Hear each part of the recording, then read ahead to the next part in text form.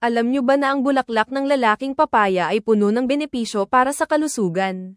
Mayaman sa antioxidants. Ang bulaklak ng lalaking papaya ay mayaman sa antioxidants na tumutulong labanan ang mga free radicals sa katawan. Tumutulong sa pagtunaw ng pagkain. May natural na enzymes ang bulaklak na nakakatulong sa pagtunaw ng pagkain at nagpapabuti sa kalusugan ng tiyan.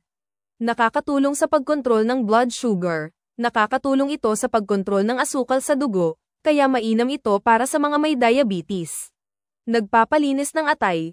Ang bulaklak ng lalaking papaya ay kilala sa mga posibleng benepisyo nito sa paglilinis ng atay at pagpapabuti ng kalusugan nito. Paraan ng paggamit. Pakuluan ang ilang bulaklak para gawing tsaa.